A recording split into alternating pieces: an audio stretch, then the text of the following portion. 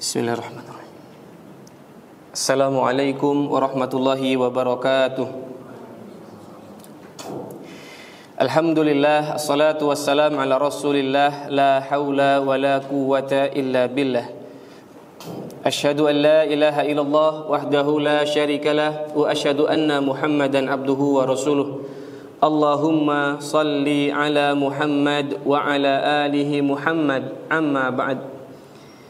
Alhamdulillah, puji dan syukur kita panjatkan kepada Allah Subhanahu wa taala atas limpahan nikmat-nikmat yang telah Allah berikan kepada kita, yang mudah-mudahan kita termasuk dari hamba-hambanya yang senantiasa bersyukur.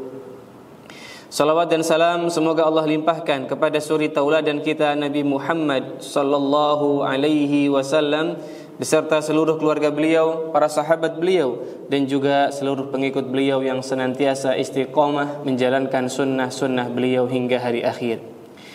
Alhamdulillah, Abah wa Ummahat sekalian, ayah dan bunda yang mudah-mudahan dirahmati Allah Subhanahu wa taala, senang sekali di siang hari ini kita bisa duduk bersama untuk belajar tentang pendidikan anak. Yang insyaallah topik kita pada siang hari ini berkaitan dengan bucin. Bucin itu ada artinya. Apa artinya, Bapak Ibu? Ya, bukan budak cinta ya, butuh cinta. Ya, walaupun makna di kalangan remaja budak cinta namanya ya. Iya. Semoga Allah mudahkan kita untuk belajar bersama di siang hari ini. Mari luruskan niat kita dengan niat yang ikhlas, mengharapkan balasan-balasan kebaikan dari Allah, dan tidak lupa memperbanyak doa-doa. Allahumma alimna ma yanfa'una wanfa'na bima 'allamtana wazidna ilma. Iya, pendidikan anak-anak ini merupakan hal yang penting, ayah dan bunda sekalian, karena memang menjadi seorang pendidik ini selalu harus menyiapkan dirinya, mempersiapkan dirinya untuk memberikan pendidikan yang terbaik untuk anak-anaknya. Maka seorang pendidik tidak akan bisa memberi jika dia tidak memiliki apa yang hendak diberikan. Tidak bisa menuang jika dia tidak punya kapasitas apa yang ingin dituangkan. Dan tentunya tidak akan mampu mendidik jika kita tidak punya ilmu tentang pendidikan. Termasuk Kak Yogi juga, ini masih belajar Bapak Ibu, sehingga bukan Kak Yogi yang paling ahli, bukan Kak Yogi yang paling menguasai dan bisa mengamalkan dengan baik pendidikan anak ini, tidak. Kita semua sama-sama belajar, sehingga kitalah yang paling butuh dengan ilmu, dan semoga dengan ilmu itu Allah berikan taufik kepada kita, ya, agar dimudahkan untuk beramal, yaitu mendidik anak-anak kita. Pendidikan kali ini judulnya adalah bagaimana memahami remaja yang butuh cinta. Bagaimana memahami kondisi nafsu gitu ya pada remaja atau anak-anak muda kita. Yang awalnya kayak gini agak bingung, ini jujur saja. Anak kira ini judulnya untuk ayah dan ibu atau orang tua yang bucin gitu, gimana gitu ya. Nah, ternyata untuk remaja ya, Masya Allah. Ya, jadi gimana kalau kita menunggu menyiapkan materi untuk remaja? Ya, 2 jam lagi kira-kira ya? Enggak ya? Enggak, insya Allah ya. Dan beberapa bertanya, ini apa Kak Yogi bucin gitu kan? Nah, ini ternyata pendidikan untuk remaja, bagaimana membuat remaja atau memahami remaja yang sedang di fase-fase cinta. Baik, kita mulai. Anak-anak kita, Bapak Ibu, ayah bunda yang mudah-mudahan dirahmati Allah Subhanahu wa taala, itu melakukan tindakan atau berperilaku berdasarkan dengan kebutuhan. Begitulah manusia, konsep secara psikologisnya.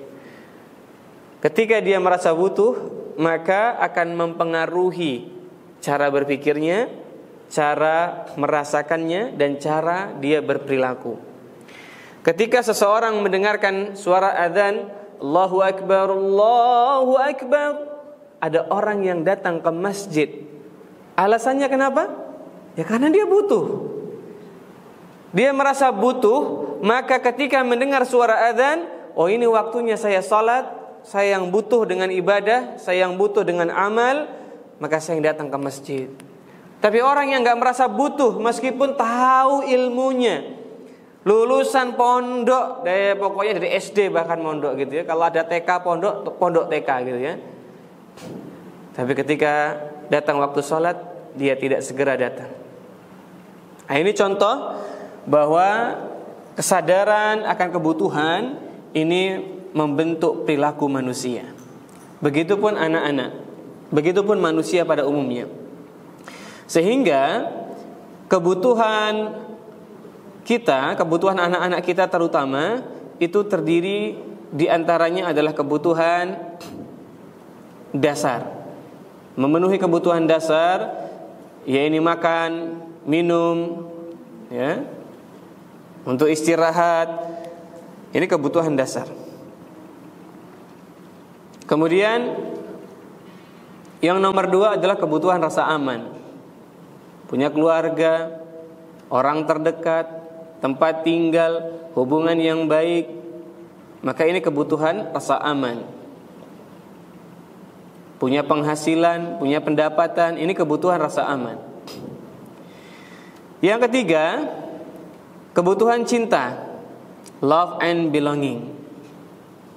Manusia butuh untuk dicintai dan juga mencintai. Dari 3 kebutuhan yang awal ini, maka manusia akan melakukan perilaku untuk memenuhi kebutuhan dasarnya, yaitu makan dan minum. Maka dari zaman dahulu ya, di zaman society 1.0, 1.0, itu manusia untuk memenuhi kebutuhan makan minumnya mereka berburu, memburu hewan, membentuk perilaku mereka nomaden, ya kan, berpindah-pindah mengikuti hewan itu, berpindah-pindah atau migrasi. Ini membentuk perilaku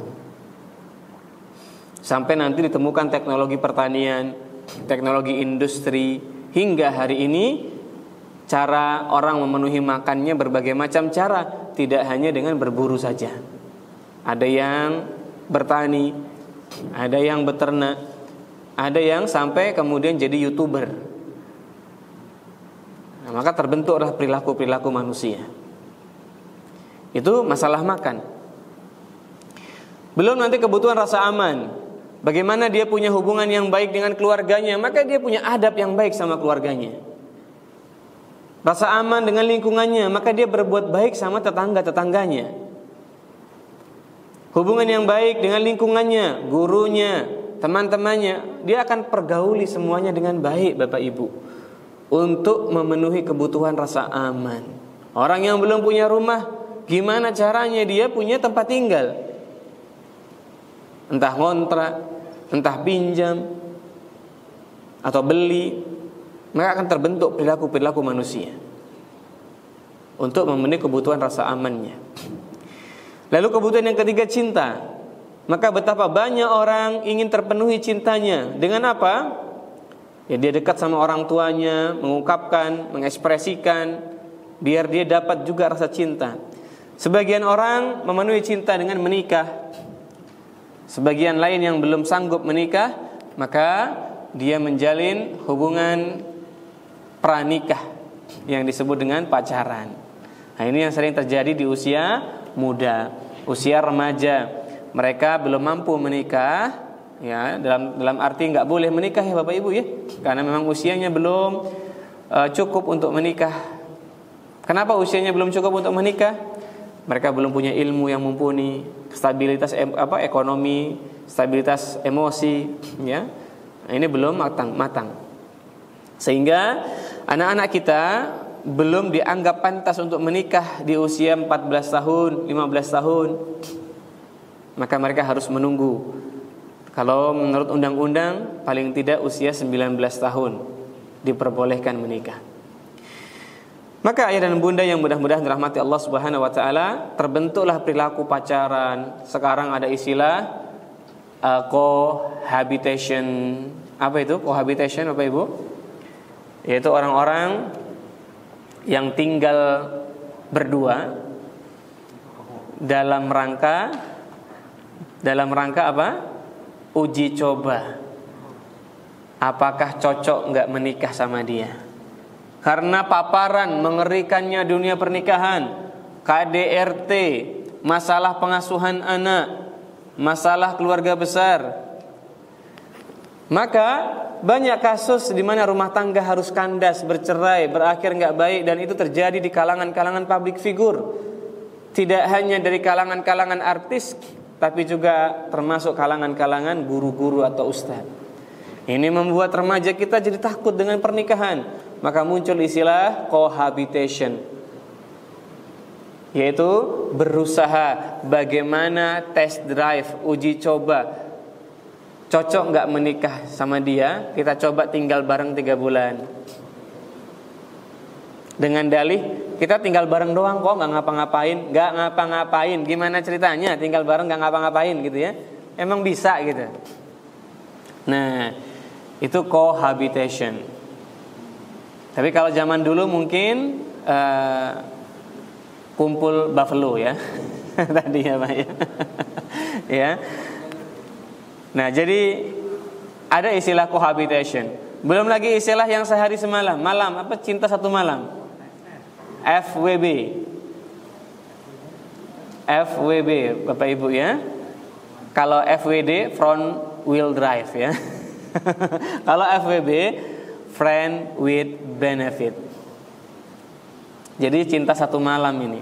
Kenalan di sosial media, ajak ketemuan, cari tempat tidur, besok paginya pisah. Ini FWB ya Bapak Ibu ya. Dan banyak istilah-istilah yang lain, mungkin party dan sebagainya ya. Nah, maka itu bentuk contoh-contoh perilaku manusia yang muncul demi memenuhi kebutuhan yang disebut cinta tadi. Demi aku itu pengen terpenuhi cintanya. Nah, ada kebutuhan yang lain, kebutuhan namanya self esteem ya. Dia mencapai prestasi, ikut lomba-lomba, akhirnya semangat, daftar ini, daftar itu, sampai nanti ada kebutuhan yang paling puncak sebelum akhir, ada namanya self actualization, di mana seseorang mencari makna, mencari wisdom ya. Dia ingin hidupnya tenang, bahagia, bijaksana. Maka gimana caranya nanti ya? Ada yang bersedekah, ada yang kemudian wakaf, ada yang kemudian bantu orang susah. Itu namanya self actualization. Makanya kebanyakan orang kalau sudah kaya, apalagi yang mau dicapai? Esteemnya udah kecapai. Maka ujung-ujungnya apa? Donasi, bikin charity dan sebagainya, macam-macam. Nah, kemudian ada kebutuhan yang paling puncak dan paling paripurna, namanya kebutuhan transcendence. Needs of transcendence itu adalah kebutuhan manusia akan Tuhannya.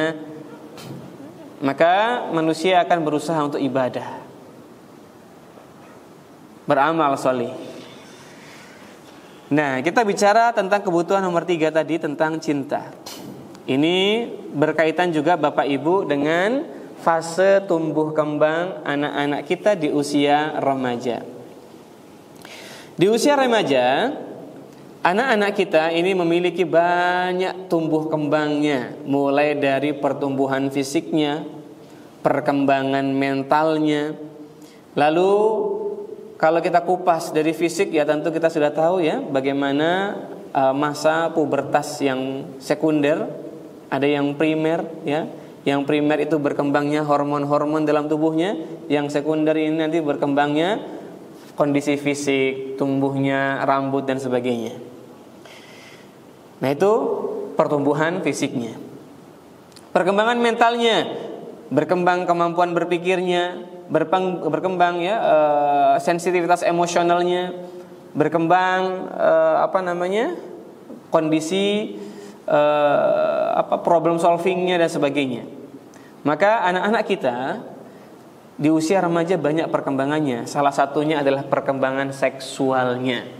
Nah, kita bahas sesuai dengan tema kita, yaitu perkembangan tadi ya, bucin tadi, berkaitan dengan nafsu ya, syahwat mereka. Bapak Ibu rahimani wa rahimakumullah. Tahapan perkembangan seksual manusia kalau menurut teori psikoanalisa itu terbagi menjadi 1, 2, 3, 4, 5. 5 ya kalau tidak salah ya. Yang pertama adalah tahapan oral. Tahapan oral ini perkembangan seksual di mana seseorang ini di usia 0 sampai 18 bulan. Itulah alasan, salah satu alasan kenapa bayi suka ngemut-ngemut. Ngemut tangannya, masukin makanan di mulutnya, semuanya dimasuk-masukin. Ya. Nah, sampai ileran, sampai eces-ecesnya kemana-mana. Nah, itu fase oral, di mana kenikmatan mereka itu ada di sekitar mulutnya. Kenikmatan seksualnya. Nah, ini kalau kita membiarkan anak-anak itu dengan aktivitas oralnya tadi nggak dicegah, maka ini berdampak pada anak-anak yang nanti punya masalah berkaitan dengan verbal, kebanyakan ngomong, nggak bisa berhenti orangnya kalau udah ngomong, ya, orangnya kata-kata kasar, orangnya suka makan ini, kecanduan ini, itu, ya. Nah ini kalaupun dilarang dengan kasar juga bermasalah. Jadi harus diberikan porsinya. Tidak apa-apa sesekali dia ngemut, makan, tapi enggak kemudian dibiarkan terus-menerus. Sudah, jangan ngemut lagi deh, gitu. Sampai nanti normalnya umur 18 bulan selesai. Dan ketika fase oral ini mulai berakhir, nanti menyapih anak jadi lebih mudah. Jadi malah orang-orang kan kebalikannya ya. Kalau pengen nyapih malah dikasih dot. Ya, ini kebalikannya. Harusnya jangan dikasih dot, nyapih aja. Di zaman Nabi juga nggak ada dot. Iya. Justru kalau kita ngasih dot untuk alternatif dia biar bisa nggak ASI lagi. Justru ini nggak membuat dia keluar dari fase oralnya. Jadi berlebih-lebihan anak-anak itu. Kemudian nanti ada fase perkembangan seksual yang kedua, fase palik. Fase palik, bukan palik, tapi anal dulu. Anal itu anak-anak punya kenikmatan di duburnya. Di duburnya. Jadi anak-anak itu makanya suka berak di celana lama-lama, suka memainkan pantatnya, ya. Ya, intinya anak-anak seneng kalau di celana dengan pampersnya. Sehingga kami sarankan pampers itu lepas setelah 2 tahun udah. Gak usah dipampersin lagi, karena nanti memanjakan fase analnya ini. Gak boleh ya. Nah, makanya anak menikmati tuh kalau dilama-lamain. Maka kita harus tegas. Berikutnya nanti ada fase palik yang ketiga, yaitu 3 sampai 6 tahun. Anak-anak di fase palik itu punya kenikmatan nanti di area kelaminnya. Itu nikmat kalau dipakai main. Makanya anak-anak di usia 3 sampai 6 tahun cenderung penasaran dengan alat kelamin dirinya maupun lawan jenisnya, juga kemudian cenderung suka memainkan alat kelaminnya. Makanya anak 3 tahun, 4 tahun suka digesek-gesek, dipegang-pegang. Laki-laki perempuan sama. Cuma kasusnya lebih banyak yang laki-laki. Nah itu fase palik. Maka harus di stop, nggak boleh. Jangan dipakai main alat kelaminnya, tapi harusnya diajari membersihkannya, diajari cebok, diajari bikin steril, ya. Kalau tidur malam bagusnya gimana? Misalnya nggak usah pakai, maaf Bapak Ibu ya, nggak usah pakai celana dalam, ya. Ini diajari untuk membuat area kelamin tuh bersih, steril. Ini harusnya pendidikannya itu. Lalu di usia 6 tahun sampai dengan 12 tahun ada fase yang keempat, namanya fase latent. Latent ini tersembunyi maknanya. Sehingga energi seksual anak itu menekan. Tadinya area kenikmatan di kelamin, kemudian sekarang menekan ke dalam dirinya. Anak-anak itu menikmati setiap aktivitas kegiatan fisik yang dia kerjakan sebagai pemuasan dorongan seksualnya. Tapi dia enggak kemudian ini nafsu gitu, enggak. Maka Bapak Ibu, untuk anak-anak usia 6 sampai 12 tahun sangat disarankan mereka itu punya aktivitas fisik, aktivitas non akademis yang luas.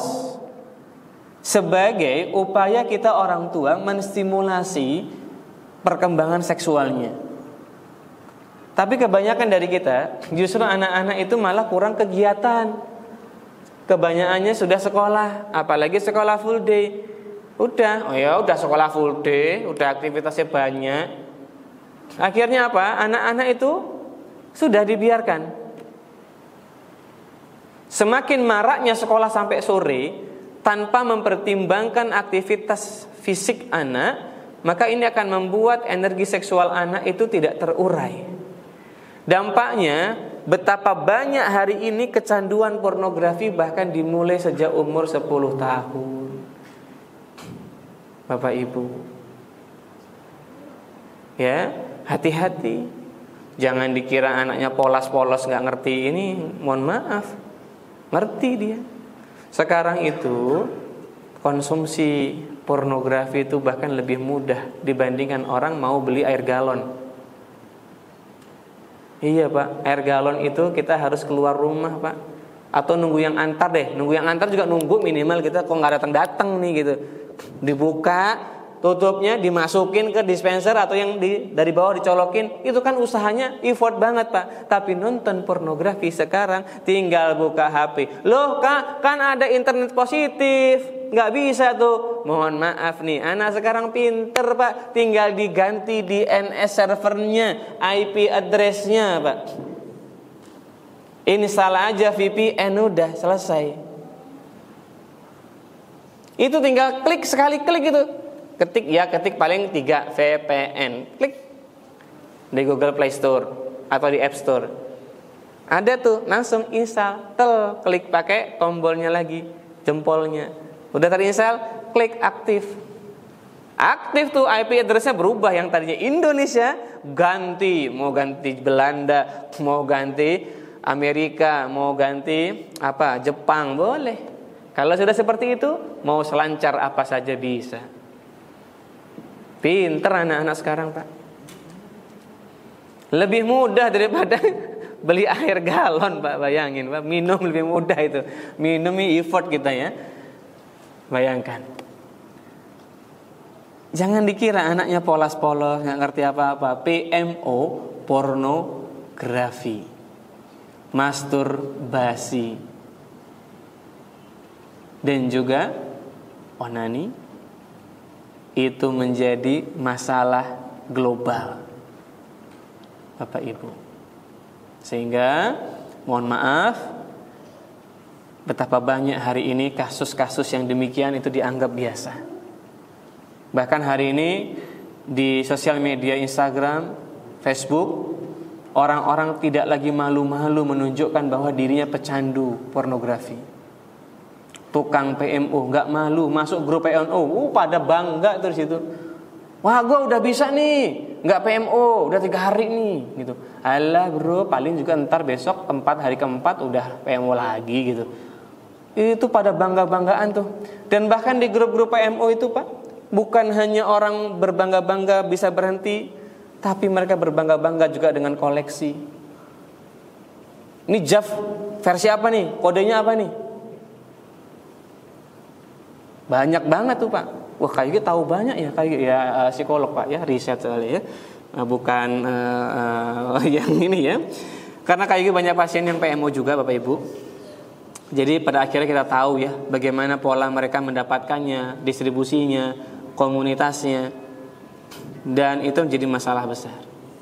Maka Bapak Ibu rahimani wa rahimakumullah, ini yang terjadi di kalangan anak-anak sekarang. Dan itu dampak dari dimana anak-anak memang tidak banyak kegiatan fisiknya Pak. Beda sama anak-anak zaman dulu. Ya betul, zaman dulu untuk dapat pornografi itu susah. Ya Pak ya, tahun 90-an, tahun 80-an itu untuk gambar aja susahnya luar biasa gitu loh.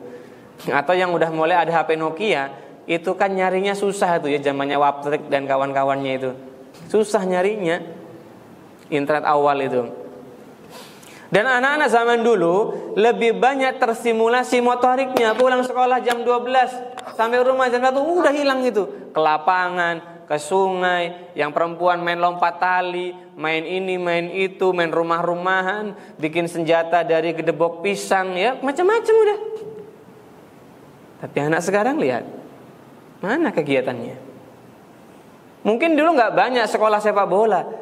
seperti hari ini. Tapi anak-anak zaman dulu variasi kegiatan motoriknya, yang itu mengurai energi-energi seksual. Makanya hari ini nggak ada nih anak 10 tahun, maaf banget bahasanya agak ini. Ada anak-anak soalnya, anak-anak 10 tahun dia mencabuli adik kelasnya. Itu real terjadi, Pak. Nah, ini terjadi hari ini masalahnya, Bapak Ibu ya. Maka kami sarankan, monggo Bapak Ibu yang punya anak-anak rentang usia 6 sampai dengan 12 tahun, jangan cuma disuruh sekolah rumah saja. Tapi akomodasi kegiatan fisik dan exploring mereka ke lingkungannya. Itu mengurai energi seksual yang laten tadi. Dan anak-anak tersimulasi bagus, mengembangkan dirinya. Semakin anak punya konsep diri, mengeksplorasi, punya kemampuan, punya keahlian, itu memuaskan diri mereka. Dan ini bagian dari tugas perkembangan seksualnya. Dan kita masuk ke fase remaja, yaitu fase genital. Usia 12 sampai dengan 18 tahun. Fase ini disebut dengan fase genital karena anak-anak kita, Bapak Ibu rahimani wa rahimakumullah, mulai menunjukkan energi seksualnya ke lingkungan. Di sini area alat kelaminnya sudah sensitif karena aktifnya hormon-hormon dalam tubuh mereka. Perempuan dengan progesteronnya, ya, laki-laki dengan testosteronnya, ya. Maka aktif hormonnya, dan ini mengaktifkan fungsi organ kelaminnya. Maka kenikmatan sudah didapatkan di organ kelaminnya sekarang. Tapi tidak dengan anak-anak umur 7 tahun. Itu mau distimulasi organ kelaminnya, mereka gak terasa nikmat itu. Beda ceritanya. Nah, lalu berikutnya, di usia ini anak-anak memiliki kematangan seksual sebagaimana orang dewasa. Remaja menjadi dewasa secara seksual, muncul dorongan dan hasrat seksualnya, sehingga kalau anak remaja berteman dengan perempuan di usia ini, udah nggak ada ceritanya sahabatan. Sahabatan itu kalau nggak ada kesempatan, kalau ada kesempatan diembat sahabatnya. Jadi mohon maaf sekali kalau ada Bapak Ibu yang percaya sahabatan, ya sahabatan itu karena di tempat rame. Gak ada kesempatan. Kalau ada kesempatan, sikat sahabatnya itu. Sehingga di usia ini anak-anak sudah tidak lagi disarankan untuk berinteraksi banyak dengan lawan jenisnya, melainkan mulai diajari membatasi diri dengan lawan jenisnya berkaitan interaksi dan komunikasinya, Bapak Ibu. Terus gimana Kak Yogi di usia ini apa yang harus dilakukan? Kalau interaksi dengan lawan jenis dibatasi, berarti kan mereka punya hambatan dorongan seksualnya yang harusnya dilampiaskan, tapi dibatasi. Gimana ini konsepnya? Nah, kita lihat. Fase ini adalah fase eksplorasi. Apa yang dieksplorasi? 2. Kalau dari sudut pandang perkembangan seksual, yang pertama perasaan, dan yang kedua hasrat seksual, atau bahasa kerennya, yang pertama adalah romantic emotion, yang kedua sexual emotion. Jadi anak-anak usia remaja di fase ini punya 2 jenis kebutuhan seksual. Yang pertama romantic emotion, yang kedua sexual emotion. Inilah yang menjadi alasan kenapa sebagian remaja itu lebih mendahulukan nafsunya dibandingkan akalnya, padahal mereka sudah masuk usia baligh, sudah akilun, sudah berakal. Mereka itu murahik, ya Bapak Ibu ya. Orang yang akalnya ini sudah bagus, sudah sempurna, sudah bisa dihukumi dengan hukum syariat, mukallaf. Tapi kenapa lebih banyak mendahulukan nafsunya? Ya, jawabannya karena Jika kebutuhan seksualnya terstimulasi, dipahami dengan baik, maka yang lebih aktif nanti akal anak-anak kita, insya Allah. Bukan nafsunya, bukan syahwatnya. Dan ini sebagaimana yang ditulis juga oleh para ulama kita di kitab-kitab, buku-buku pendidikan anak, ya, Tarbiyatul Aulad. Ya, di antara salah satunya adalah kitab Kaifa Turabbi Abna'aka, ya, bagaimana ya kau mendidik anakmu, ya, yang ditulis oleh Syekh Ahmad Nasir At-Tayyar. Bahwa usia anak-anak di usia murahik, ya, usia baligh, anak-anak ini memiliki kecerdasan akal yang baik, kemampuan berpikir yang baik, kekuatan fisik yang baik, kedalaman emosi yang baik. Maka tugas orang tua mengembangkan ini semua. Nah, di sini kita lihat, agar anak-anak tidak fokus pada pengembangan syahwatnya, maka anak-anak perlu dididik untuk mendapatkan, karena kan dia butuh nih. Dia butuh, tadi kan, kebutuhan itu menggerakkan manusia. Dia butuh tentang kebutuhan seksualnya, dan kebutuhan seksualnya dua: emosional romantik dan seksual romantik. Jadi di fase ini para ahli perkembangan mengatakan anak-anak remaja itu sebenarnya bukan hanya butuh hubungan badan, bukan. Tapi jauh lebih dari itu. Pertama, yang dibutuhkan anak-anak remaja ini adalah romantic emotion. Dia merasa dekat, merasa diperhatikan, merasa dijaga, merasa mendapatkan validasi. Maka contohnya, pada masa ini pemuda tertarik dengan hubungan dekat dengan lawan jenisnya. Kenapa? Karena dia beranggapan ini romantic emotion. Dapat perhatian, dapat kasih sayang, dirayu, ya kan gitu, digombalin, kan gitu tuh. Kan seneng anak-anak kita, bapak kamu penjual tomat ya, kenapa? I love you tomat, gitu ya. Kan seneng tuh anak-anak, rayu-rayuan kayak gitu. Maka ayah dan bunda rahimani wa rahimakumullah, di usia ini anak-anak kita menghadapi fase di mana dia butuh kedekatan, butuh kelekatan, butuh perhatian, yang mana kadang orang tuanya nggak melakukan itu. Sejatinya romantic emotion itu bisa dipenuhi dengan bagaimana orang tuanya romantis sama anak-anaknya.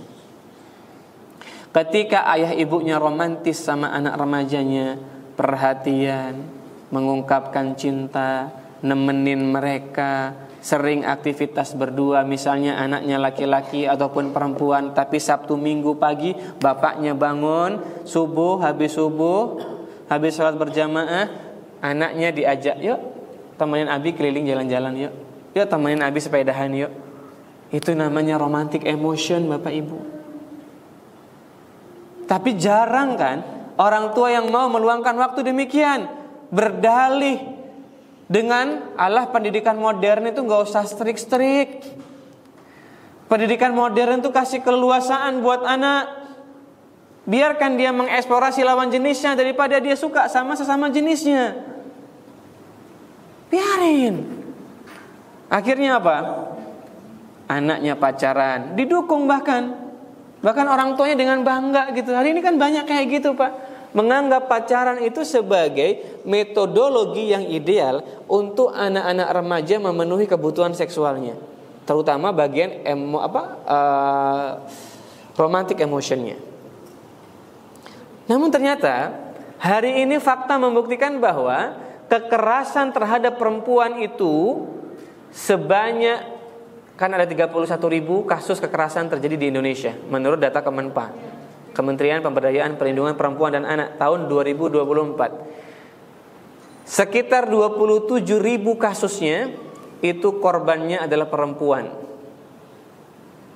Dan pelaku dengan korban paling tinggi hubungannya adalah pacaran atau tanpa status. Kalau status resmi kan pernikahan, yang banyak tanpa status yaitu pacaran. Itu data di Indonesia yang terdata. Dan yang sering kita dengar, kita lihat zahirnya, Di Madura ada perempuan hamil dibakar sama pacarnya sendiri, meninggal. Yang fresh terbaru, ya, alumni mahasiswa di Madura, tinggalnya di Surabaya, mayatnya ditemukan di Gunung Pacet, Mojokerto, dalam keadaan terpotong-potong ratusan bagian dan dimutilasi oleh pacarnya sendiri. Lihat, udah nggak kehitung Bapak Ibu yang di berita itu berapa banyak kasus pacar itu menganiaya. Dan korbannya selalu siapa? Perempuan. Yang kemarin di mana? Serang atau yang di Cilegon, anak lupa, pokoknya Banten. Yang dulunya anak ini sempat viral, masuk di acara orang pinggiran. Sebagai sosok anak yang heroik, berjuang tanpa ayah ibunya, membantu kakek neneknya berjualan emping, heroik memenuhi kebutuhan keluarga, kebutuhannya sendiri, berjuang. Tapi ketika dia sudah beranjak remaja, sudah besar, dia mutilasi pacarnya sendiri.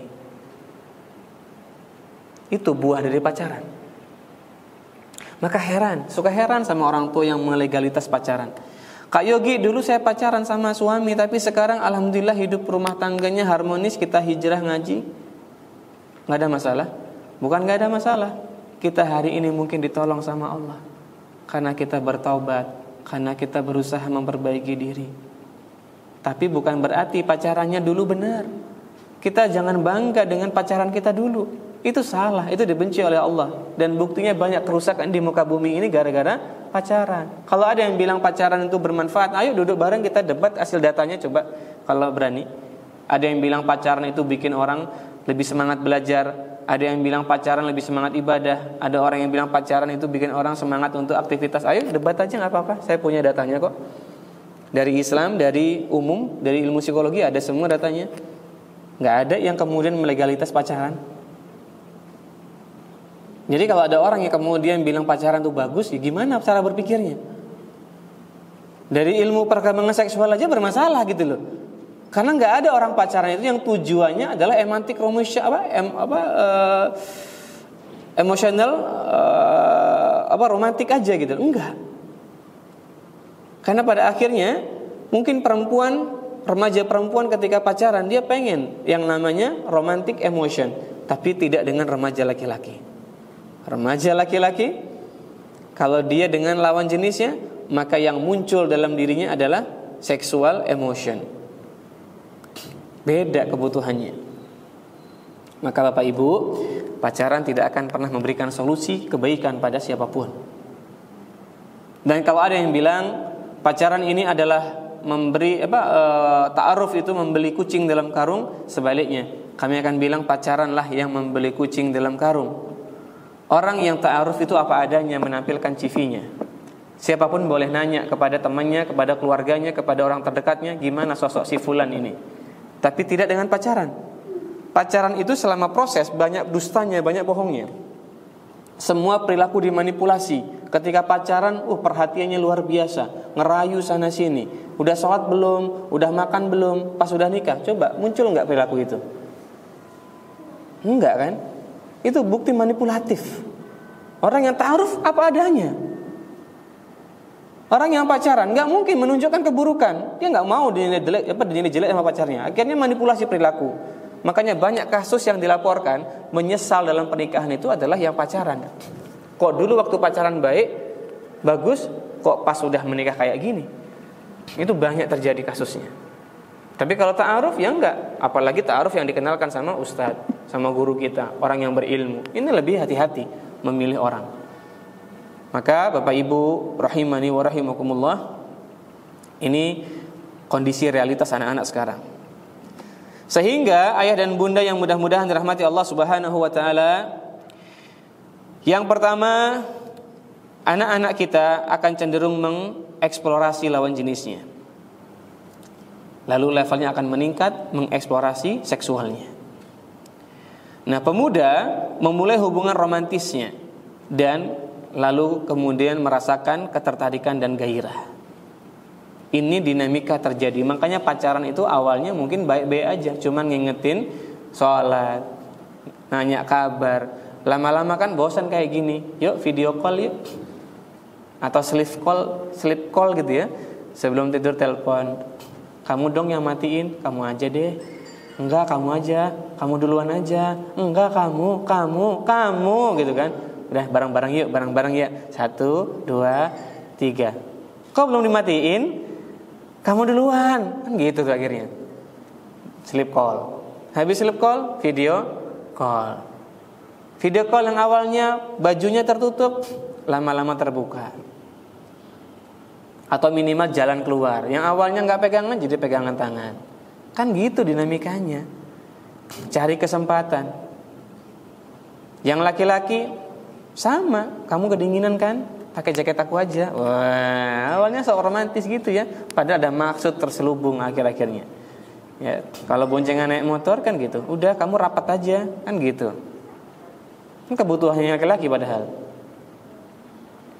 Nah ini dinamika contohnya. Sehingga Bapak Ibu yang punya anak perempuan, hati-hati Bu, Pak. Kalau kita punya anak perempuan, memang betul di fase ini kebutuhan terbesarnya adalah romantic emotion. Makanya Bapak Ibu yang punya anak perempuan, mohon maaf Bapak Ibu, yang belum perhatian, yang belum menunjukkan kasih sayangnya, tunjukkan yang besar.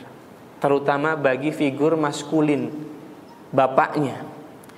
Anak perempuan sangat butuh yang namanya romantic emotion dari figur maskulin. Karena fitrahnya mereka senang dilindungi, senang diperhatikan, senang dapat apresiasi, Pak.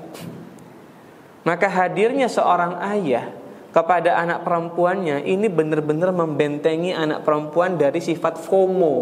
FOMO apa? FOMO orang-orang pacaran kok aku enggak. FOMO itu mempengaruhi yang awalnya anak gak mau pacaran jadi mau pacaran, Pak. Tapi kalau anak itu dekat sama ayahnya, bodoh amat sama FOMO dia. Gak peduli dia. Nonton drama Korea, gak peduli dia. Karena dia terpenuhi nih, Pak. Romantic emotionnya. Sama siapa? Ayahnya. Pamannya mungkin, hadir kakeknya juga. Banyak figur maskulin yang hadir dalam hidupnya. Terutama ayahnya. Ayahnya sering menyapa, ayahnya sering ngajak ngobrol, ayahnya sering memberikan servis. Nak, minum dulu nak, ini buat kamu nak. Nak, ini hadiah buat kamu nak. Makasih ya kakak. Yuk kita berdua yuk cari bakso. Ajak anak pertama ini. Ketika mereka sering berinteraksi dengan ayahnya, maka kebutuhan romantiknya akan banyak terpenuhi. Tapi selama ini kadang kita cuek sama mereka. Kadang kalau mereka udah gengsi, udah menghindar, kita pun sama gengsinya. Harusnya kan kita kejar terus mereka.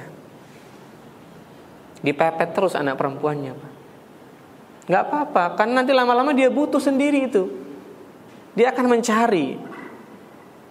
Sehingga bagi Bapak Ibu yang punya anak perempuan, maka usahakan ibunya dekat, apalagi ayahnya. Ini dia butuhkan. Maka ketika ada laki-laki ya yang tiba-tiba datang mengeluarkan jurus-jurus rayuannya di DM Messenger gitu ya. Wah, gitu ya. Bapak kamu tukang becak ya gitu ya. Ya dengan rayuan-rayuannya ya. Kok tahu gitu kan? Gitu ya. Iya, soalnya kamu telah membecakkan hatiku gitu ya. Nah, ini macam-macam rayuan-rayuan itu. Nah, maka itu enggak akan mempan Bapak Ibu ke anak-anak kita yang memang anak-anak ini punya kualitas hubungan yang baik. Dan ini bukan kata Kak Yogi, ini kata jurnal-jurnal ilmiah. Wanita-wanita yang tumbuh dalam usia adolescence gitu ya, remaja, pemuda, mereka itu memiliki kualitas kelekatan dengan figur ayahnya, ini lebih rentan menjadi korban dari kekerasan seksual. Mereka lebih rentan, lebih tahan ya. Lebih tahan juga mereka terlibat pada kasus-kasus pergaulan bebas. Ini kalau di Eropa ya. Kalau di Indonesia ya harusnya nggak pacaran. Itu Bapak Ibu ya. Sementara untuk anak laki-laki memang cenderung banyak dorongan seksual emotionnya di usia ini. Ya, dari usia 10 tahun aja udah muncul. Ya, seksual emotionnya biasanya. Sehingga anak laki-laki tetap sama, romantic emotionnya, dia dekat sama keluarganya, dekat sama ayahnya, perhatian, itu untuk membangun romantic emotionnya laki-laki. Tetap dia butuh. Namun sexual emotionnya tetap harus diperhatikan kalau untuk laki-laki terutama. Gimana caranya? Untuk sexual emotionnya kita coba membuat mereka itu energinya habis dengan aktivitas-aktivitas yang membuat laki-laki ini merasa punya aktualisasi diri. Contohnya dengan basketnya, dengan tenisnya, dengan renangnya, dengan aktivitas kepanduan, dengan aktivitas cinta alam, dengan aktivitas apa misalnya, banyak. Nah, memang ini masanya laki-laki. Makanya wajar kan kalau pas kuliah itu hampir semua UKM, semua organisasi itu isinya ya laki-laki, leadernya laki-laki. Ya, BEM apa ya laki-laki kan, nggak mau kalah dia. Kalau mungkin dulu waktu SD, udahlah kamu aja yang pemimpin, kamu. Tapi kalau sudah kuliah, laki-laki nonjol semua. Karena aktualisasi diri. Dia butuh power. Muncul jiwa leadershipnya. Dan ini perlu disiapkan Bapak Ibu. Maka untuk mencegah anak laki-laki kita dari hal-hal yang kemudian terdorong syahwat seksual yang besar, ya orang tua tetap memberikan batasan secara syariat, nggak boleh, tegas. Ya. Yang kedua, penuhi kebutuhan romantic emotionnya. Yang ketiga, penuhi kebutuhan-kebutuhan aktualisasi dirinya. Perempuan boleh nggak? Boleh aja. Tapi kan agak susah ya kalau nyari misalnya basket yang khusus putri, ya renang, kolam renang khusus perempuan. Ini kan agak susah nih. Ya kecuali mereka punya community hiking untuk akhwat, ya komunitas apa daurah, komunitas apa macam-macam boleh. Nah laki-laki itu Bapak Ibu digembleng aja fisiknya nggak apa-apa. Kalau dia suka dengan ilmu pengetahuan, digembleng aja ke ilmu pengetahuan. Intinya fokus ke aktualisasi dirinya laki-laki. Nah ini untuk anak laki-laki, ke pencapaiannya.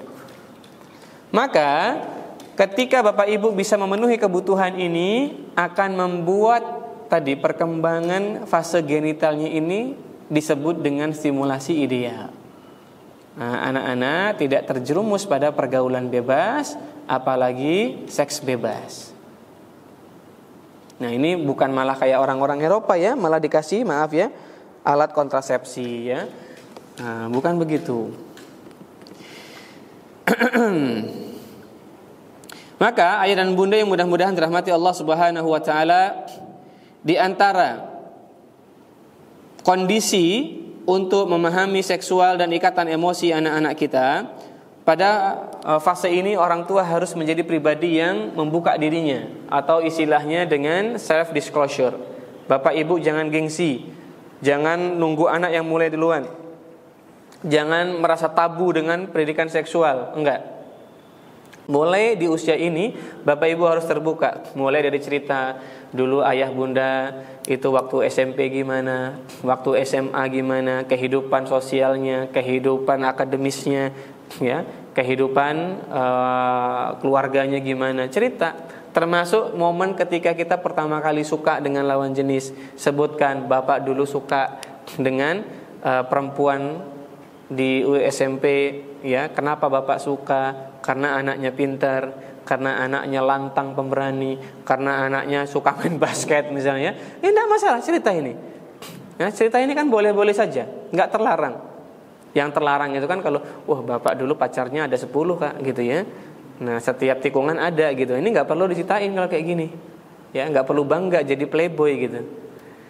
Nah yang harus diceritakan kepada anak-anak adalah bagaimana momen perasaan ayahnya dan bagaimana ayahnya menilai lawan jenisnya. Ini yang diceritakan. Ya nanti kalau anaknya tanya, Bapak pacaran kan? Nah ini berat nih. Nah, gimana ya? Gimana jawabnya ya? Nggak boleh bohong nih. Bapak backstreet ya. Gitu ya. Ya Bapak deket aja gitu ya. Tapi kan kita nggak perlu bilang, iya Bapak pacaran gitu, nggak perlu gitu ya. Dia gimana disamarkan, sehingga anak-anak nggak menganggap bapaknya itu tukang pacaran dulunya atau ibunya demikian. Kalau memang ada yang demikian, mudah-mudahan enggak insya Allah di sini ya. Sehingga bapak ibu yang terbuka dengan pengalamannya sampai kepada momen dulu gimana ketemu ibunya, ketemu ayahnya, lalu mereka interaksi untuk menikah dan sebagainya, ini diceritakan. Dan nanti puncaknya Bapak Ibu adalah ketika anak-anak mulai bercerita, Abi, aku udah mulai tertarik loh dengan temanku. Wah, itu momen golden momennya Pak, yang ditunggu-tunggu. Tapi sebagian orang tua kalau anaknya cerita kayak gitu langsung, apa? Pacaran gitu ya? Haram nak. Oh, langsung gitu ya. Nggak boleh nak. Bahkan sebagian orang bertanya, Kak Yogi, anak saya sudah mulai cerita pacaran, apa yang harus saya lakukan ya? Ada yang begitu ya. Nah, ketika anak bapak ibu sudah mulai mengutarakan ketertarikannya dengan lawan jenisnya, maka hal yang harus kita lakukan adalah menerimanya dengan lapang dada, juga bahagia Bapak Ibu. Kok bahagia? Pertama, berarti anaknya normal, suka dengan lawan jenisnya. Yang kedua, anaknya terbuka sama kita, dia nggak merasa insecure terhadap orang tuanya.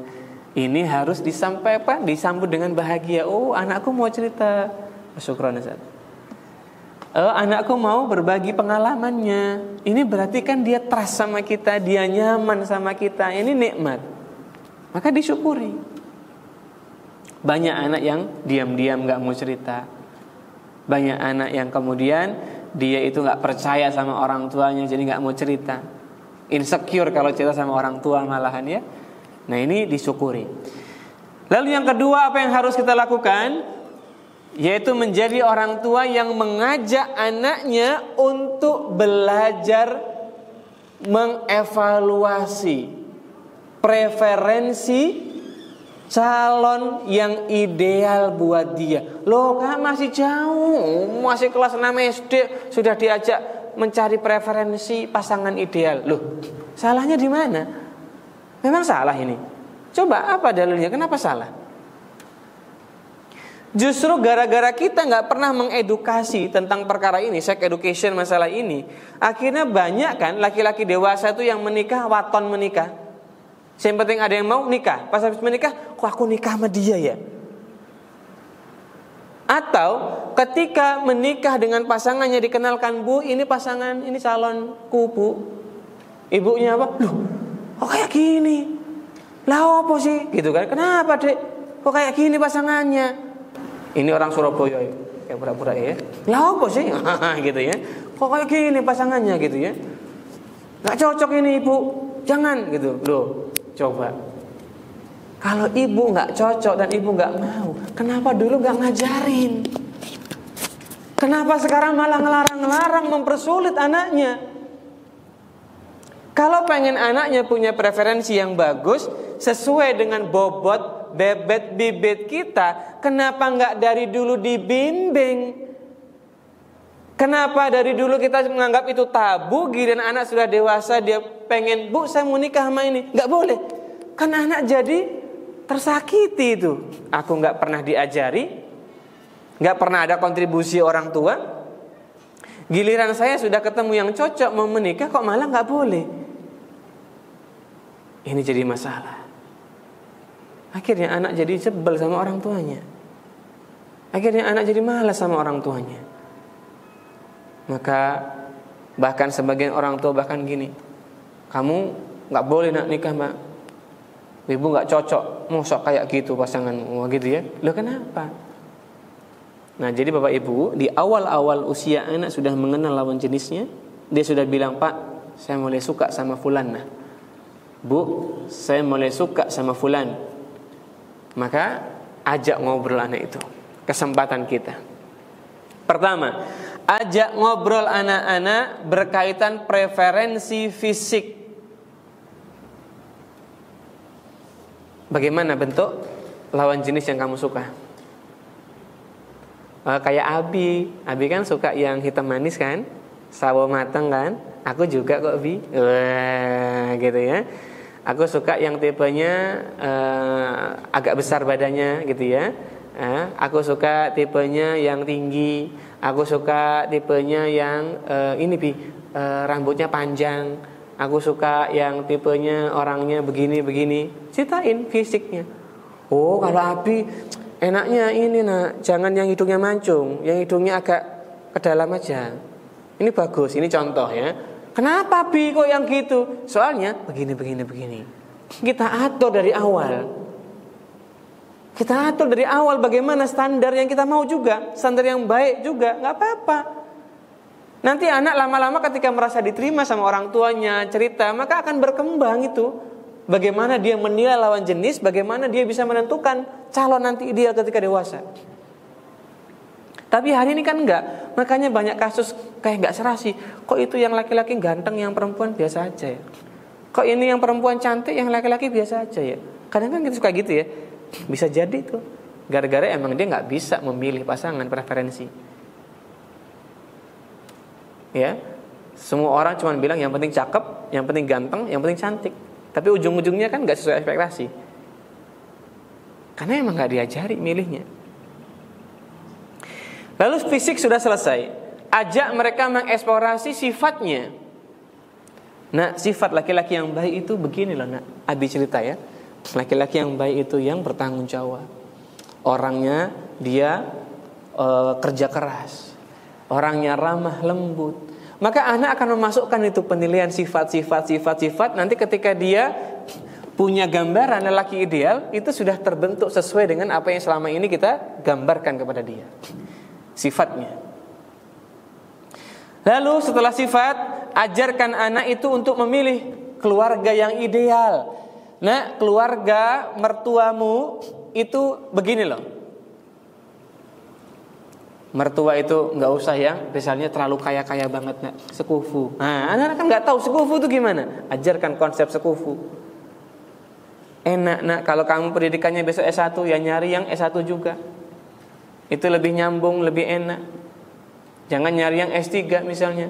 Nanti susah kamu mengimbangi dia. Ini enak. Dari keluarga yang seperti apa? Bapaknya bagaimana? Sifat bapak yang baik bagaimana? Ibu mertua yang baik gimana? Ajarkan kepada anak.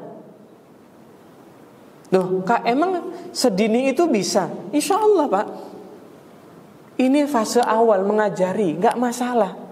Kayak kita mempersiapkan sholat, gak masalah kan dari umur 2 tahun. Mencontohkan, membisikkan rajin sholat. Tapi gak boleh kan marah-marah kan, ngajarin sholat anak umur 3 tahun, 4 tahun. Maksa dia kan gak boleh. Memang mengenalkan, mengajarkan boleh-boleh aja. Dan ini sama, mengenalkan tentang bagaimana memandang lawan jenisnya. Sampai kemudian kalau sudah masuk ke fase keluarganya, ajarkan anak itu untuk future planning. Nah, kalau mau menikah nanti kamu pengen keluarga yang seperti apa? Nikahnya di mana? Bagaimana? Ini kan mengajak anak berfantasi tentang future. Ini bukan berangan-angan, tapi membuat anak kerangka, plan.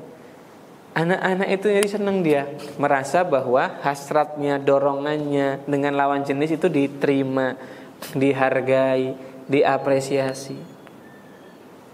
Dan yang paling penting orang tua mengingatkan tentang, nah ini penutupannya, closingnya nih.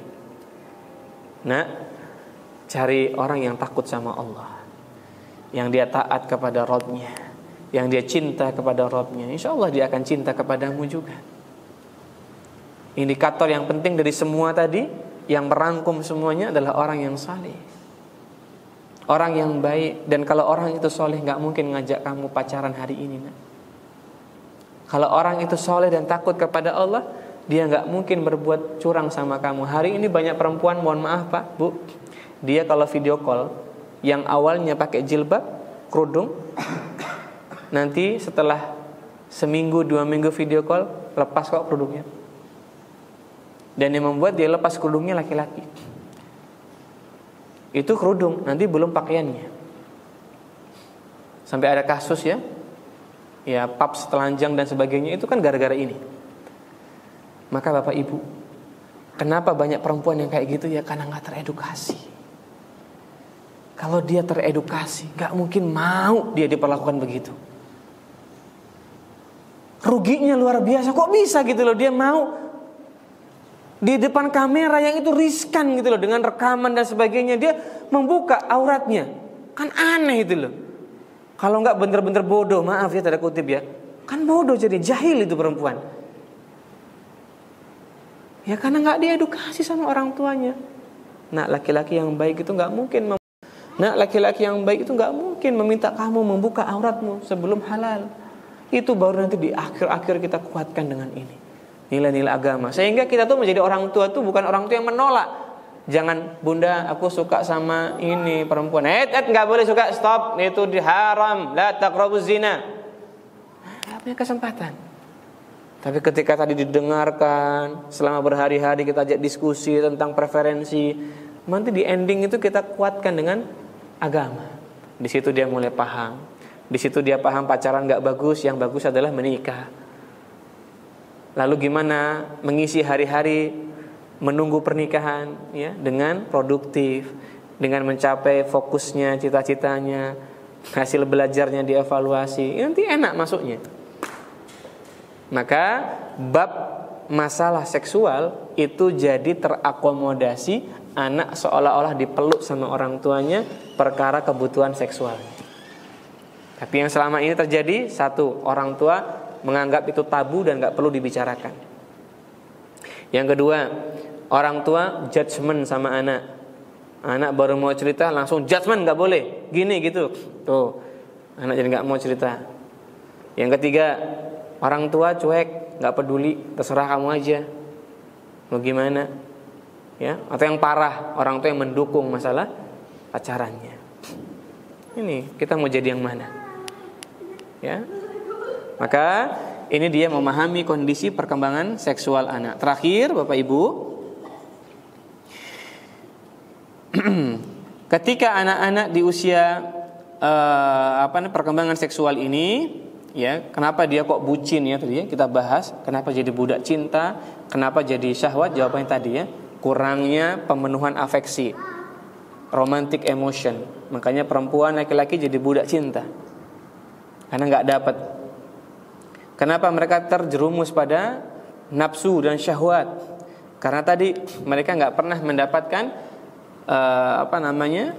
stimulasi yang mengurai bagaimana mereka memahami masalah percintaan, bagaimana memahami masalah seksual. Nah, maka mereka terjerumus, ya, pada syahwatnya. Dan ini hal yang penting. Maka terakhir kita akan sampaikan masalah kecerdasan emosi. Maka kecerdasan emosi ini adalah hal penting untuk meredam dorongan seksual mereka. Nah, kecerdasan emosi ini kemampuan anak-anak kita mengendalikan emosinya di usia remaja. Nah, anak-anak yang punya kecerdasan emosi baik itu punya ciri-ciri. Yang pertama, anak-anak itu mampu menyelesaikan masalah. Kalau ada tugas, ada tanggung jawab, dia selesaikan. Tugas saya beresin kamar, ya selesai beresin kamarnya. Yang kedua, anak-anak itu suka memberikan pertolongan, prososial. Dia suka menolong, membantu, berempati sama temannya. Ini menunjukkan kematangan emosi. Makanya bapaknya lagi nyuci motor, ya, ayo nak bantu bapak, mau dia. Ayo nak bantu bunda ini, mau dia nolongnya. Maka ini menunjukkan sikap prososial, yang berarti anak itu matang emosinya. Yang ketiga, anak menghindari perilaku yang membahayakan diri, yaitu berbuat hal-hal yang buruk, ya, bolos sekolah. Ini membahayakan dirinya sendiri, ya, nyontek, mencuri, ini membahayakan dirinya. Maka itu ciri anak-anak yang emosinya stabil. Nah, ketika kita ingin mendidik remaja, maka pastikan beberapa hal berikut. Satu, Bapak Ibu fokus pada hobi anak-anak remaja. Hobinya apa? Kembangkan hobinya. Jangan mengabaikan minat anak di usia ini. Hobinya yang baik, yang gak bertentangan dengan syariat, support. Kita cari tahu. Bapak Ibu yang gak suka bola, tapi anak laki-laki yang suka bola, Bu, belajar bola. Apa itu Persija Jakarta? Ya, The Jack itu apa? Gitu ya. Pelajari. Rivalnya Persija apa? Jangan disebut-sebut namanya gitu ya. Gak boleh nyebut-nyebut Persib Bandung gitu ya. Nah, misalnya gitu. Diajarkan, ibunya belajar. cari tahu jadwal Liga BRI, Liga Super gitu ya. Mana Persija ini besok main. Seneng anak itu, Bu. Meskipun ibunya nggak bisa main bola. Kami pernah ketemu satu pasien. Dia ini waktu pertama kali ketemu SMP kelas 1. Ibunya cerita kalau ibunya susah mendekati anak laki-laki ini. Anak pertama. Anaknya suka menghindar, jarang mau ngobrol sama orang tua. Dan anaknya suka tiba-tiba nangis. Karena mungkin disakiti temannya, dibully temannya di sekolah, tiba-tiba pulang tuh nangis. SMP. Maka beberapa proses pendekatan, asesmen, terapi, sampai pada titik di mana ada model tugas yang bagus banget, yang kemudian membuat ibu terharu. Anaknya suka dengan bola, ibunya mempelajari dan mau ikut tentang bolanya. Sampai kemudian ketika anaknya udah kelas 2 SMP, ibunya cerita, "Duh, Kak Yogi, alhamdulillah, saya sekarang sama anak nyambung. Dia kalau apa-apa cerita sama saya, ngobrol, ya. Ya itu, tapi saya harus belajar tentang klub bolanya gitu." Ya, tapi membuat anak lebih terbuka karena menganggap orang tuanya memahami dia. Bapaknya ya, yang dosen, salah satu ibaratnya kandidat, dia guru besar ya, salah satu perguruan tinggi ternama di Indonesia. Orangnya serius banget, Pak. Ya. Serius banget. Akhirnya bapaknya sampai ngajak anaknya nonton di stadion bola. Ikut. Dan semenjak saat itu anak terbuka, cerita. Ini Bapak Ibu perlu melakukan bonding dengan anak-anak melalui jalur hobinya. Karena remaja itu cepat banget kalau dari hobinya. Nanti kalau dia sudah nyambung sama orang tua, ikatannya, bondingnya, maka anak-anak akan percaya sama orang tuanya, trust, merasa aman dia. Makanya dia terbuka, mau dekat lagi dan sebagainya. Kemudian Bapak Ibu, setelah memperhatikan hobi, yang kedua memperhatikan sikap. Jangan bermudah-mudahan dengan sikap anak yang buruk. Mengurung diri di kamar terus. Ini jangan dianggap sebagai hal yang normal. Oh, anak sekarang normal ya mengurung diri di kamar terus. Enggak. Bikin aturan keluar. Bikin budaya untuk keluar kamar. Ngumpul sama keluarga, cerita sama keluarga. Sehari 15 menit, 30 menit ngobrol. Jangan menganggap ngurung diri di kamar terus itu adalah budaya anak sekarang dan itu dinormalisasi. Enggak. Itu enggak sehat, Pak. Idealnya anak-anak itu, ya remaja itu paling enggak dia butuh 1 jam sehari untuk olahraga, keluar ruangan. Dia butuh 1-2 jam interaksi sosial. 2 jam ini interaksi sosial, Pak, butuh dia. Berinteraksi dengan makhluk hidup. Paling enggak ini kebutuhan yang harus dia penuhi. Jangan sampai ini enggak terpenuhi tapi di kamar terus. Ini masalah. Maka sikap yang buruk, adab yang buruk harus jadi perhatian orang tua. Enggak boleh ini jadi normalisasi. Yang ketiga, gaya pakaian. Kalau remaja fokus pada gaya pakaiannya Bapak Ibu. Laki-laki menutup aurat, perempuan menutup aurat. Jangan bermudah-mudahan. Gaya pakaian.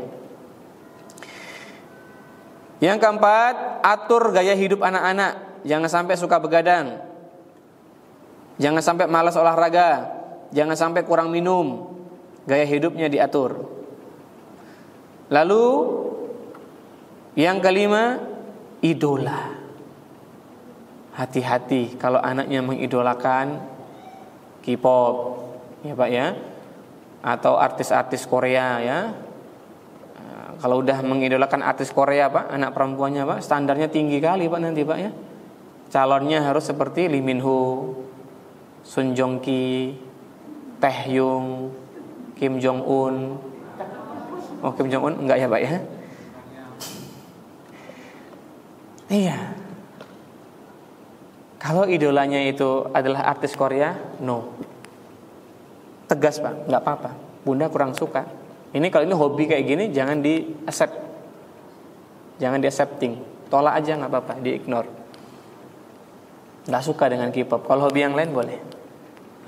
Ya Pak ya, jadi untuk idola hati-hati. Idola itu mempengaruhi anak soalnya. Jadi pastikan kita arahkan ke idola yang baik. Ya, cari yang lebih minim, lebih sedikit mudaratnya. Contoh, daripada suka sama Taehyung, ya masih mending lah dia sama misalnya Tereli misalnya. Ya kan, penulis buku itu. Nah, itu oke itu. Daripada Taehyung. Ya kan? Ini diarahkan ke yang lebih mending sampai nanti kita bisa arahkan ke yang lebih baik insyaallah. Ya begitu Bapak Ibu ya. Jadi anak-anak pastikan ke idola yang baik-baik sifatnya, akhlaknya ya kita tahu. Dan kemudian yang terakhir perhatikan kelompoknya Pak. Circle-nya. Kami sarankan anak-anak kita itu jangan cuma punya satu circle yaitu sekolahnya. Kalau bisa circle tempat tahfidnya, circle tempat latihan bela dirinya, itu ada beda-beda orang tuh, itu bagus. Anak-anak punya 3 atau lebih circle yang berbeda itu bagus untuk tumbuh kembangnya. Kalaupun mepet-mepet ya minimal 2 lah oke. Gitu ya Bapak Ibu ya. Nah ini mungkin beberapa hal yang bisa mengembangkan anak-anak menemukan potensi dirinya dan juga mengembangkan kematangan emosionalnya dari memperhatikan hal-hal yang tadi. Nah, semoga Allah berikan pertolongan dan kemudahan kepada kita para orang tua untuk terus bisa membersamai anak-anak kita yang sudah remaja, sudah baligh, sehingga anak-anak menjadi anak-anak yang baik, soleh dan solihah. Dan kita lanjutkan sesi berikutnya, mungkin jika ada sesi diskusi kita lanjutkan dengan sesi tanya jawab. Sallallahu ala nabiyyina Muhammad wa ala alihi wa sahbihi wasallam. Kita lanjutkan sesi diskusi jika ada. Monggo, ada pertanyaan? Oh ada, silakan Pak. Saya punya anak perempuan yang kedua dia udah SMA. Nah, dia sampai sekarang ini kita itu tidak mengizinkan, dia sebagai orang tuanya tidak mengizinkan untuk membuka media sosial. Tidak diizinkan membuka medsos. Jadi dia pernah bilang sama kita, aku mau bikin IG ya, jangan, misalkan. TikTok ya, enggak, jangan. Jadi kami larang, gitu, karena kami menyampaikan bahwa banyak mudarat di sana. Nah lalu itu SMP itu, lalu dia SMA di pesantren, gitu ya. Ternyata di pesantren itu dia menemukan suatu lingkungan yang lebih besar lagi daripada SMP-nya. Lalu di sana dia baru melihat bahwa teman-teman dia ini ada yang velocityan, ada yang statue kayak gitu. Lalu dia merasa dia kudet. Dia merasa kok saya nggak ngerti apa-apa. Gitu ya. Nah, lalu dia merasa gini, apakah saya norak nih, saya nggak ngerti itu. Apakah saya udah benar karena ayah ibu saya nggak buka itu. Nah, pertanyaan saya adalah apakah keputusan saya tidak memperbolehkan anak saya ini membuka media sosial tersebut untuk niatan kami itu untuk membatasi dengan informasi yang tidak baik lah. Nah, apakah itu sudah benar atau bagaimana? Itu yang saya butuh nasihat. Iya, terima kasih Bapak. Semoga Allah mudahkan untuk menjawabnya. Iya, untuk anak-anak kita. Sebenarnya kalau menurut kaidah dari pendidikan anak berkaitan dengan pendidikan anak di era digital, maka bukan hal yang buruk jika kita mengajarkan anak-anak untuk membuat sosial medianya di usia SMP. Jadi ketika anak sudah remaja 12 tahun, ini sudah boleh anak-anak itu punya sosial media sendiri. Kita bahkan kalau bisa kita yang ajari bikin email, kita yang ngajarin dia untuk bagaimana bikin account di YouTube atau account di Instagram, maka kita yang ajarkan. Jangan sampai anak itu belajar hal ini kalau bisa dari orang lain. Karena lebih bahaya kalau dia belajar bikin akun sosial media dari temannya. Dia nggak terarahkan dengan baik. Misalnya akun Gmail atau email. Ini kalau akun emailnya atau akun sosial medianya nggak bikin sama orang tua, itu biasanya nanti namanya aneh-aneh, ya, kayak zaman dulu tuh. Misalnya Yogi Pejuang Cinta Sejati gitu kan, akun Facebooknya gitu kan. Zaman dulu kan gitu, ngawur-ngawur tuh, PT Cinta Sejati lah, apa macam-macam tuh ya, zaman dulu. Sehingga kalau sama orang tuanya, Abi ini bikin apa, email tuh gimana? Nih gini caranya nak, masukin. Kamu mau namanya apa? Bikin yang benar, formal namanya, yang baik. Passwordnya pun kalau bikin sama kita jadi tahu kan passwordnya juga. Gitu. Jadi kalau mau diam-diam ngecek pun tidak masalah, kita tahu gitu. Atau bahkan di connecting gitu sama kita. Jadi induk emailnya itu bisa dua, HP dia sama HP kita gitu. Enak tuh Pak. Itu yang pertama. Yang kedua, anak itu diajari bikin sosial media. Tujuannya untuk apa sih? Untuk membuat dia itu tahu gimana sih cara orang-orang di zaman ini berekspresi, memperoleh informasi. Karena faktanya remaja sekarang tuh 70%, 80% mereka berekspresi dan mengeksplorasi dirinya dari sosial media. Tadi statue apa macam-macam, anak-anak sekarang dapat itu dari sosial media semua Pak. Yang bahkan anak sekarang itu ada isu di zaman digital ini, mereka udah gak trust sama guru. Itulah kenapa mereka itu kurang semangat kalau belajar, karena nganggap Meta AI itu lebih pintar daripada gurunya. Loh iya Pak, yang punya Google apa namanya? Gemini itu udah kayak psikolog beneran Pak. Curhat di situ, mau ngapain di situ, ngobrol itu udah nggak kayak robot. Ya ada lah dikit, tapi bagi mereka itu maze banget. Ya jadi kita di sini nggak boleh kemudian menganggap bahwa ini akan jadi bahaya terus. Justru yang bahaya itu ketika mereka itu belajar dari temannya, terpapar dari temannya, itu efek bahayanya lebih parah.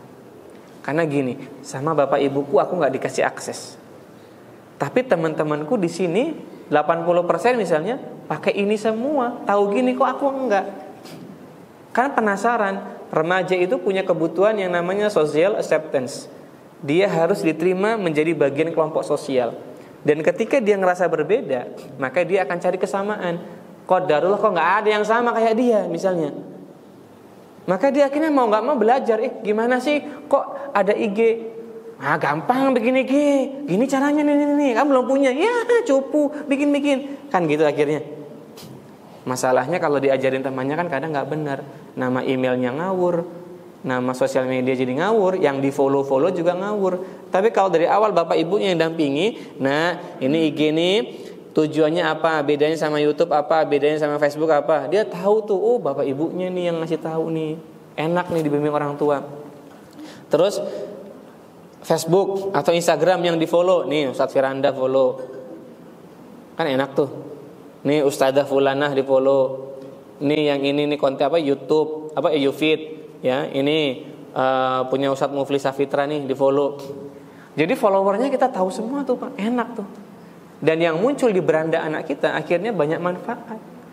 Beda sama ketika dia kenal sama temennya yang di follow apa, Khabib Nurmagomedov gitu kan, ya Islam Makachev ya, yang di follow yang gitu-gitu malahan ya, gitu ya. Ankalaev ya, apalagi siapa lagi ya, Chimaev ya, Conor McGregor. Akhirnya yang muncul apa, berkelahi saja nanti akhirnya. Kalau anak perempuan yang ini biasanya yang di follow ya kadang yang ke Korea-Koreaan gitu kan, yang muncul akhirnya yang begitu-begituan, beauty apa gitu kan, akhirnya yang muncul begitu-begituan. Sehingga ketika dia buka beranda FYP-nya begitu. Nah ini akan berbeda kalau bapak ibunya mengarahkan. Sehingga yang muncul FYP terbiasanya itu, nggak ada tuh yang statue akhirnya. Karena beberapa teman yang di IT ini mempelajari bahwa pola apa namanya, algoritma dari TikTok, dari apa namanya, Facebook, dari Instagram, sosial media anak-anak kita ini itu tergantung dari siapa temannya dan apa yang sering dia lihat dan apa yang paling banyak dia ikuti. Lalu yang terakhir apa yang paling banyak diomongin, karena mereka dengerin kita kan, nanti dimunculin sama dia. Nah hati-hati kita ngobrol gini didengerin ini Pak ya sama mereka. Nanti jadi FYP kita tuh, tiba-tiba kita ngobrolin topi, kadang tiba-tiba pas buka YouTube ada iklan topi gitu kan, kadang kan gitu. Nah itu saat ini seperti ini. Namanya perkembangannya sudah society 5.0. Maka Bapak sebenarnya nggak salah kalau mengajari anak SMP untuk bikin sosial media, tapi dengan syarat Bapak Ibunya full monitoring. Bahkan kalau bisa diajarin bikin konten yang baik nggak apa-apa. Tuh kamu reshare kontennya Ustadz Firanda, bagus. Terbiasa dia jadi meng-create sesuatu yang bermanfaat. Nah, ketika Bapak Ibu sudah bentengi seperti itu, nanti ketemu pondok teman-teman yang stay to joget-joget. Di mana? Di Instagram, di mana? Di TikTok, di ini. Aku TikTokan juga, aku Instagram juga, aku Facebook juga misalnya. Tapi aku nggak kayak gitu.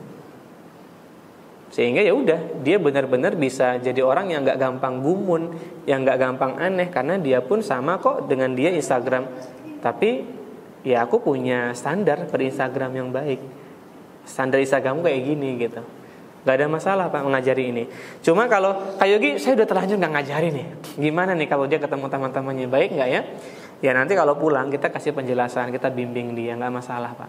Sebenarnya di zaman ini yang dibutuhkan anak generasi digital itu pembimbingan dari orang tua. Karena kita kalau melarang, mau sampai kapan kita larang? Terus Kak, memang anak tuh bijak ya kalau dikasih HP. Kalau dikasih HP sendiri emang gak bijak. Bahkan sampai umur 16 tahun kalau bisa belum punya HP sendiri, punya kita. Tapi kalau Instagram boleh punya. Karena itu status sosial. Yang zaman dulu sosial kita cuma di dunia nyata. Tapi anak sekarang kan status sosialnya ada dua nih, dunia nyata sama dunia maya. Temennya pasti nanya, kamu apa akun IG-nya? Kalau zaman dulu kita gak akan ditanya itu. Kita paling mentok mungkin ditanya apa pin BB-nya gitu kan. Yang punya BB, kayak gini gak punya pin BB seumur hidup Pak ya. Karena gak punya BlackBerry gitu ya. Tapi anak sekarang ditanya Pak, kenalan itu kadang yang ditanya bukan nomor teleponnya, apa akun IG-nya, follow-nya lewat IG. Nah ini harus kita pertimbangkan, karena sosial anak sekarang tuh bukan di dunia nyata aja, tapi dunia maya. Dia butuh pengakuan juga. Nah yang jadi masalah adalah kita bisa gak ngarahin dia ke penggunaan dunia maya ini yang baik, proporsional. Dan itu bisa, insya Allah. Yang jadi masalah takutnya kalau dia belajar sama orang, dia malah salah belajar. Pada akhirnya dia sudah salah belajar, dia gak trust sama orang tua. Akhirnya ke gap, orang tua ngasih masukan juga gak diterima sama dia. Tapi kalau dari awal kita bikin bareng, dia trustnya sama kita. Nanti kalau ada temennya pengaruh buruk nih, kita kasih masukan, kasih nasihat, ya berhak aja. Uang kita yang ngajarin dia kok. Kan gitu. Nanti kan kalau kita nggak pernah ngajarin, tiba-tiba kita ini salah, ini nggak boleh. Kemana aja Bapak Ibu? Ngajarin aja nggak pernah. Kok tiba-tiba nasehatin, kok tiba-tiba nggak boleh gitu. Anak tuh berontak sebenarnya.